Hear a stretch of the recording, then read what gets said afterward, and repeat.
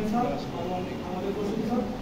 আনন্দের বিষয় হচ্ছে তিনি আমাদের দুবারের সন্তান এবং আমাদের পার্শ্ববর্তী এলাকার সন্তান মালিকান্দা রেগুলার স্কুল অ্যান্ড কলেজের ছাত্র আমাদের এবং প্রেস ক্লাবের সভাপতি এবং প্রাইভেট মেডিকেল অ্যাসোসিয়েশনের হেড অফ দ্য মেম্বার এবং এখানে উপস্থিত আছেন আরও জয়পাড়া রক্তদাতা সংগঠন সহ আরও একাধিক সংগঠনের প্রাণ যাদের জন্য এই সংগঠনের আয়োজন।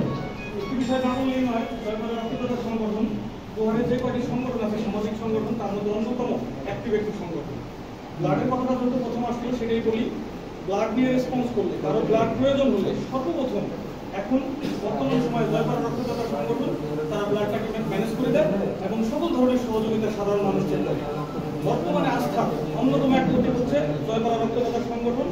তাই এই ব্লাড নিয়ে কাজ করার জন্য যত ধরনের হ্যাসেল বা জটিলতা আছে, যেটা আমাদের তারেক স্যার বললেন যে কিছু হ্যাসেল আছে, সেটা যেন ইজি হয়, বিশেষ করে ইসলাম স্যারের কাছে এবং আমাদের জসিম স্যারের কাছে আমরা স্পেশালি এগিয়ে চাই। আর তার সাথে প্রাইভেট মেডিকেল অ্যাসোসিয়েশনের যারা হেড আছেন তাদের কাছে আমরা বিনীতভাবে অনুরোধ করব যে এই সংগঠনটাকে যেন এগিয়ে নিয়ে যায় এবং তাদেরকে আরও গুরুত্ব দিয়ে কাজ করার জন্য সহযোগিতা করে। আরেকটি বিষয় বলতে চাই, আমরা বন্ধন সেবা সংগঠন, এটা একটি স্বেচ্ছাসেবক সংগঠন।